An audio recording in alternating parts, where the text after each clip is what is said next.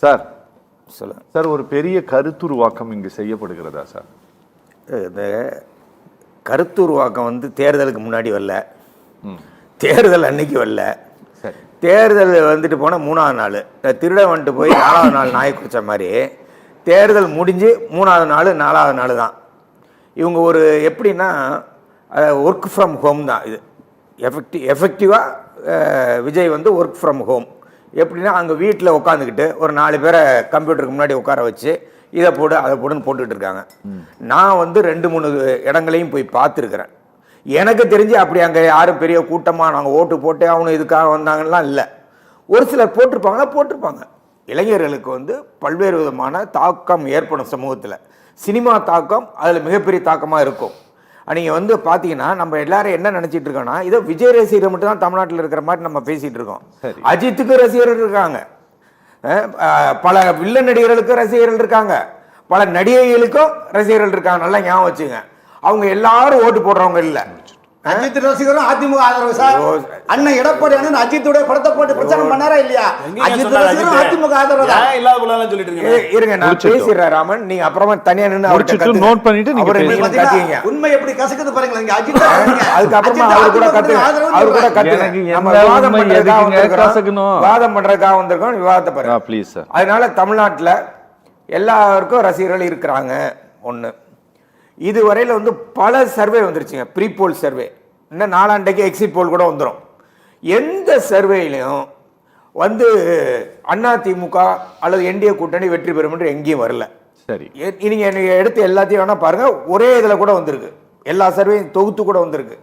ஆனால் என்ன ஒரு பாயிண்ட், முக்கியமான பாயிண்ட் வருதுன்னா, இதுவரையில் சர்வே எல்லாமே விஜய்க்கு 15% 20% வரும்னு போட்டுக்கிட்டு இருந்தவங்க இப்போ எல்லாரும் குறைச்சிக்கிட்டு வர்றாங்க சர்வேல.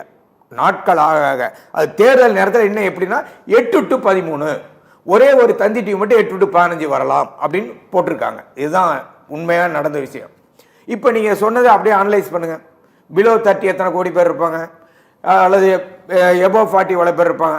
அப்படியே அனலைஸ் பண்ணாலும் எல்லா இளைஞர்களும் ஒரு குறிப்பிட்ட கட்சிக்கு தான் ஓட்டு போட்டாங்கன்னு எப்படி சொல்லுவீங்க? நீங்கள் பல மாநாடுகள் நடந்திருக்கு. திராவிட முன்னேற்ற கழகத்தினுடைய இளைஞர் அமைப்பு தனியாக மாநாடு நடத்தினாங்க. ஒரு அசம்பாவிதம் நடக்கல, ஒரு லா அண்ட் ஆர்டர் ப்ராப்ளம் இல்லை, கூட்டம் பல மடங்கு இதை விட அதிகம், ஒன்றும் நடக்கல. அதே மாதிரி இடதுசாரி கட்சிகள்கிட்ட இளைஞர் அமைப்புகள் இருக்கிறது. அதனால இளைஞர்கள் எல்லாம் போட்டாங்கன்னு சொல்லுவது என்பது நல்ல வேலை. இவங்க தேர்தலுக்கு அப்புறம் தான் பிரச்சாரம் பண்றாங்க. தேர்தலுக்கு முன்னாடிலாம் இப்படி ஒரு பிரச்சாரம் நான் எங்கேயும் பார்க்கல, எந்த சமூக ஊடகத்திலையும் பார்க்கவே இல்லை. இப்போ இதனால என்ன பயன்? ஒன்றும் பயன் இல்லை. நல்லா நீங்க தெரிஞ்சீங்க. விஜய் தேர்ந்தெடுத்தது 2 தொகுதி, 2 தொகுதி தோற்கிற வாய்ப்பு தான் அதிகம். 2 தொகுதியிலுமே தோற்கிற வாய்ப்பு தான் அதிகம். அதுக்கப்புறம் நீங்க அனலைஸ் பண்ணி பார்த்தீங்கன்னா இதுவரையில் தமிழ்நாட்டில் நடந்திருக்கிற மாற்றங்கள், நீங்க 2வது முறை எந்த கட்சி வந்ததில்லை அப்படின்லாம் ஒன்றும் இல்லை. அதே மாதிரி கேரளாவிலையும் சொல்லுவாங்க. போன தடவை கேரளாவில் பினராயி விஜயன் அதை முறியடிச்சு 2வது தடவை வந்துட்டாரு. அதே மாதிரி கலைஞர் ஆட்சியில் இருந்தப்போ 71 மீண்டும் முதல்வராக தேர்ந்தெடுக்கப்பட்டார். ஆனால் நடக்காதுங்கிறதுலாம் இல்லை. அது மாதிரி ஜோசியம்லாம் அங்கே கிடையாது. இது மக்களுடைய விருப்பம். இன்னைக்கு மக்கள் 85%, இன்னொரு தப்பான கணக்கு, 85% ஓட்டு இல்லது. 6,43,00,000 ஓட்டு, 6,39,00,000 இருந்திருந்தா எவ்வளவு வந்திருக்குமோ அவ்வளவுதான் வந்திருக்கு. என்ன இன்னும் என்ன கேட்டீங்கன்னா, பல தொகுதிகளில் நம்பர் 1 தொகுதி சென்னை ஆர்கே நகர்னு நினைக்கிறது, அந்த தொகுதியில் வாக்கு குறைஞ்சிருக்கு. பல தொகுதிகளில் வாக்கு குறைஞ்சிக்கிட்டு தான் வந்திருக்கு. அதனால நீங்க அந்த பழைய கணக்குப்படி பார்த்தீங்கன்னா அது இந்த 85% என்பது, அதாவது எஸ்ஐஆருக்கு பிறகு எவ்வளவு இருக்குமோ அந்த இதுதான் அவங்க போட்டிருக்காங்க. எஸ்ஐஆருக்கு முன்பு அந்த கணக்கை வச்சு போட்டீங்கன்னா உண்மையாகவே ஆர்கே நகர் போன்ற அதுதான் அதிகமாக இருந்து அதில் வாக்கு குறைந்திருக்கிறது. பல தொகுதியில் குறைஞ்சிருக்கு. 1000 விளக்கு தொகுதியில் பல இடத்துல அப்படி குறைஞ்சிருக்கு. அதனால அந்த கணக்கு இல்லை. அதுவே அவங்க ஒரு பெரிய பிரச்சனையாக ஆக்குறாங்க. 85% யாரை பார்த்து வந்தாங்க? யாரை பார்த்தும் வரல. ஓட்டு இருந்தவங்க போட்டவங்க. இதுக்கு முன்னாடியே நம்ம போட்டிருக்கோம் 78%, 77%, 70%. போன பாராளுமன்ற தேர்தல் 73. கோவிந்தராஜன் கூட ஒரு விஷயத்த சொன்னார். அவங்க இந்த 7.5% கொடுத்தாங்க, அதனால வந்துட்டாங்க. நான் என்னோட தயவுல தான் உங்களெல்லாம் பாஸ் போட்டேன். நல்லா கவனிங்க அந்த வார்த்தையை. நான் தான் உங்களையெல்லாம் பாஸ் போட்டேன் கொரோனாவில், அதனால எனக்கு தான் ஓட்டு போடணும். இந்த கொரோனா வந்த அப்புறம் தான் 7.5% வந்த அப்புறம் தான் 2019 தேர்தல் நடந்தது, பாராளுமன்ற தேர்தல். அதுக்கு அப்புறம் தான் 2021 சட்டமன்ற தேர்தல் நடந்தது. இந்த கொரோனாவுக்கு அப்புறம் எல்லாத்தையும் பாஸ் போட்டதுக்கு அப்புறம் 7.5% கொடுத்த அப்புறம் தான் வந்தது. அதுக்கு அப்புறம் தான் 2024 தேர்தல் வந்தது. இந்த 3 தேர்தலில் என்ன நிரூபித்திருக்கிறது? திராவிட முன்னேற்ற கழகம் தலைமையிலான கூட்டணி தான் வெற்றி பெற்று இருக்கிறது. சரி சரி. அதே மாதிரி இப்பவும் என்ன நடக்க போகுதுன்னா, எழுதி வச்சுங்க, மே மாசம் 4ஆம் தேதி கூப்பிடுங்க, ராமனையும் கூப்பிடுங்க, என்னையும் கூப்பிடுங்க. மே மாதம் 4ஆம் தேதி திராவிட முன்னேற்ற கழகத்தின் தலைமையில் இருக்கிற மதச்சார்பற்ற முற்போக்கு கூட்டணி தான் வெற்றி அடைய போகிறது. இது நான் மட்டும் சொல்லல, இன்னைக்கு இந்தியா முழு நடைபெற்ற கருத்து கணிப்புகள் சொல்லுகிற ஒரு முடிவு அதுதான். இன்னும் சொல்ல போனால் பல அதிமுக ஆதரவு டிவியும் பத்திரிகையும் கூட அவர்களால் உண்மையை சொல்ல முடியாமலே சொல்லிவிட்டார்கள். எப்படி இருந்தாலும் திமுக தாங்க வரும். ஆனா அதே நேரத்தில் டிவிகே பத்தியும் அந்த வாக்கு எப்படி இப்ப போகுதுன்னா, அதிமுகவுக்கு போற வாக்குகள் தான் டிவிகேக்கு போகிறது. நாம் தமிழர் கட்சிக்கு போகிற வாக்குகள் தான் நாம் தமிழர் கட்சிக்கு நாம் தமிழர் கட்சிக்கு போற வாக்குகள் குறைகிறது. முன்னாடி 8% இருந்த நாம் தமிழர் கட்சி வாக்கு இப்ப 4-5 குறைய சான்ஸ் இருக்கு. அதே மாதிரி எடப்பாடி பழனிசாமிக்கு 33% இருந்தது, 30% குறைய வாய்ப்பு இருக்கிறது என்று தான் பல கருத்து கணிப்பு சொல்லி இருக்கிறது. அது சார் துரைபாண்டியன் சார், சார் நீங்க பேசிட்டு இருக்கும்போது சொன்னீங்க 85.10% வாக்குகள் பதிவாகி இருக்கு. இது கம்பேரிட்டிவ்ல பார்த்தோம் அப்படின்னா நீங்க வந்து 6,39,00,000 ஒப்பிட்டு பார்த்தோம். 75 லட்சம் குறைக்கப்படாமல் இருந்திருந்தா என்ன சதவிகிதம் இருக்குமோ அந்த சதவிகிதம் இருக்கு. கூடுதலாக இந்த எலெக்ஷன்ல ஒப்பிட்டு பார்க்கும்போது போன வருஷம் பதிவான சார் ஒரே ஒரு நிமிஷம் சார் ப்ளீஸ் ஒரே ஒரு இது குறிப்பிடுறேன் சொல்லுங்க சார், ஒரே ஒரு இது குறிப்பிடுறேன். அதாவது முன்னாள் தேர்தல் ஆணையர் அவரே சொல்லியிருக்கிறாரு, இந்த 70 லட்சம் வாக்காளர்களை நீக்கினால்னா ஏறத்தாழ அது 75% தான் வந்திருக்கும் அப்படின்றத முன்னாள் தேர்தல் ஆணையரை குறிப்பிட்டிருக்கிறார். அவர் பேரு 75% சரியா? Right, okay. நாங்க அதெல்லாமே பார்த்துட்டோம் சார், அதான் எங்களுக்கு தொழில் சொல்லிட்டு தானே ஆரம்பிச்சேன். சரி சார். சார் இது என்னன்னா சார், இந்த எலெக்ஷன்ல சார் முதல் முறையாக மைனாரிட்டி வாக்குகள் இருக்கு பாத்தீங்களா சார், சிறுபான்மை வாக்குகள். இந்த வாக்குகளை பெறுவதற்காகத்தான் டிஎம்கே தலைமையிலான கூட்டணி முயற்சி பண்ணுது. இதுக்காக தான் அவங்களை அப்பீஸ் பண்றாங்க. இல்ல நான் சொல்லி முடிச்சிடறேன் சார் அப்படின்னு சொல்லிட்டு இருந்தாங்க சார். வழக்கமாக சார் தமிழ்நாட்டில் ஒரு 3 பெரிய ஜமாத் இருக்கு சார். அது வந்து ஒன்று வந்து இந்திய யூனியன் முஸ்லீம் லீக்கு, இன்னொன்று வந்து தமாமுக சார். தமாமுக தானே சார், தமிழ்நாடு முஸ்லிம் முன்னேற்ற கழகமே. இன்னொன்று வந்து எஸ்டிபிஐ சார். இது வந்து இவங்க 3 பேருமே வந்து பாத்தீங்கன்னா இஸ்லாமிக் இதுல ரொம்ப பெரிய ஓரளவு வாக்கு வங்கி வைத்திருக்கக்கூடிய அமைப்புகள் இது. ஆனா வழக்கமாக இந்த 3 பேர்ல ஒரு 2 பேர் வந்து தனித்தனியா தான் கிடப்பாங்க சார். 2 பேர் எங்கேயாச்சும் இருப்பாங்க, இன்னொருத்தர் எங்கேயாச்சும் இருப்பாங்க, இப்படிதான் இருக்கும். இந்த எலெக்ஷன்ல தான் ஒன்னா இருந்திருக்கிறாங்க சரியா?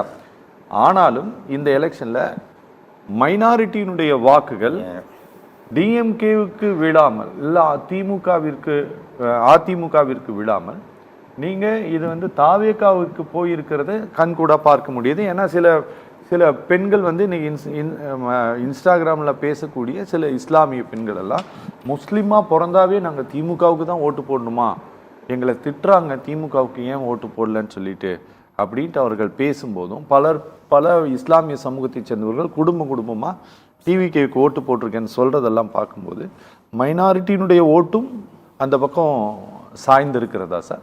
அதாவது நான் இப்படி கேட்டதை வச்சுட்டு ஏதாச்சும் சொல்லலான்ட்டு அவர் யோசிச்சுட்டு காலங்காலமா மைனாரிட்டிகளின் ஓட்டு, அதாவது மதச்சிறுபான்மையினருடைய வாக்கு என்பது திராவிட முன்னேற்ற கழகத்துக்கும் காங்கிரஸ் கட்சிக்கும் தான் விழுந்து கொண்டு இருந்தது. நல்லா ஞாபகம் வச்சு வழக்கமா. அதே மாதிரி இந்த தடவை நீங்களே அதை சொல்லிட்டீங்க, எல்லா முஸ்லீம் அமைப்புகளும் ஒரே பக்கம் வந்து திராவிட முன்னேற்ற கழகத்தின் தலைமையில் இருக்கிற மதச்சார்பற்ற முற்போக்கு கூட்டணியில் தான் நின்று கொண்டிருக்கிறார்கள். சரி, அவங்க போன தடவை எஸ்டிபிஐ அகாமடேட் பண்ண முடியல, அவங்க ஏடிஎம்கே பக்கம் போனாங்க. இந்த தடவை அவங்க திரும்பி வந்துட்டாங்க. இப்போ நீங்க விஜய் கூட ஒரு சர்ச்சில் போய் என்ன பண்ணாரு, முழங்கால முட்டி போட்டுக்கிட்டு தேய் அப்படி போனார். ஆனால் எஃப்சிஆர்பி ஃபாரின் கரன்சி ரெகுலேஷன் ஆக்ட்னு ஒன்று வந்தது இல்லை, அதில் ஏதாவது விஜய் பேசினாரா? இல்லை அதிமுக தான் பேசினாங்களா? அது ஏதாவது பேசினாங்களா? அது யாருக்காக எதிராக கொண்டு வரப்பட்டது? இந்திய நாட்டில் இருக்கிற கிறிஸ்தவ நிறுவனங்கள் நடத்துகிற ட்ரஸ்ட் என்று சொல்லுவோம் அல்லவா, அல்லது பள்ளிக்கூடங்கள், கல்லூரிகள், அவர்கள் நடத்துகிற நிறுவனங்களுக்கு எதிராக கொண்டு வரப்பட்ட ஒரு சட்டம். அதே மாதிரி நாடு முழுவதும் முஸ்லிம்கள் எப்படி தாக்கப்பட்டார்கள் என்பது, தீவிரவாத வன்முறை செயல்பாடு ஈடுபடக்கூடாது என்பது அரசாங்கம் நீங்க கண்டுபிடிச்சு பேர்ல இன்னைக்கு வந்து பாராளுமன்றத்தில் ஒண்ணு கொண்டு வந்திருக்காங்க. அதுல விஜய் எதிர்ப்பு தெரிவிச்சாரா இல்லையா, ஒண்ணு அதிமுக எதிர்ப்பு தெரிவித்ததா இல்லையா, அதை வந்து அந்த சிறுபான்மை மக்கள் பார்ப்பாங்களா பார்க்க மாட்டாங்களா? அதே மாதிரி பல சம்பவங்கள். கிறிஸ்துமஸ் விழா நடக்கிற பொழுது உத்தரப்பிரதேசல, சத்தீஸ்கர்ல, மத்திய பிரதேசல கிறிஸ்துவ தேவாலயங்கள் தாக்கப்பட்ட பொழுது கிறிஸ்துவ தாத்தா அந்த உடை அணிந்திருப்பாங்களா, அதை விற்கும் பொழுது, அந்த உடையை விற்கிற பொழுது, கடையில போய் தாக்கப்பட்ட பொழுது இவர் எங்க போனாரு, விஜய் எங்க போனாரு, அல்லது அதிமுக எங்க போனது, அதாவது தாவேகாவிற்கு ஓட்டு போடுவதற்கான என்ன காரணங்கள், காரணம் இருக்கிறது இல்ல, அதுதான் காரணம் இல்லை. ஒண்ணு இப்ப வந்து என்னன்னா, அதாவது ஒரு எங்க காரணம் என்ன சார், ஜனங்க ட்ரெண்ட்ல ஓடுறாங்க சார். காரணங்கள் எல்லாம் தேவைப்படுறது வந்து சோசியல் மீடியாங்க. சோசியல் மீடியா ஓட்டு போடாது கிடையாது. நல்லா ஞாபகம், இந்த ட்ரெண்ட கொண்டு வர்ற செட் பண்றது வந்து சோசியல் மீடியா. சோசியல் மீடியா வந்து ஓட்டு போடாது, மனுஷன் தான் நடந்து போய் ஓட்டு போடணும். அது வேற விஷயம். இப்ப ஒரு விஷயம் எங்க அப்பா குதிரைக்குள்ள ராமனை போன்றவர்கள் சொல்ல விரும்புறாங்க. என்னன்னா, நாங்க ஆரம்பத்திலேயே சொன்னோம், Vijay is the creation of பிஜேபின்னு. இப்ப கிட்டத்தட்ட ஒத்து வருது பாருங்க. இப்ப அதாவது இந்த ஓட்டை மாற்றுவதற்காக, மைனாரிட்டிகளின் ஓட்டை மாற்றுவதற்கான ஒரு முயற்சியா நீங்க கேட்டீங்க. முயற்சியா என்னன்னு எனக்கு இன்னும் சொல்ல முடியல. அப்படி முயற்சி பண்ணினாலும் தமிழ்நாட்டுல சிறுபான்மை மக்களின் வாக்கு மதச்சார்பற்ற கூட்டணிக்கு தான்.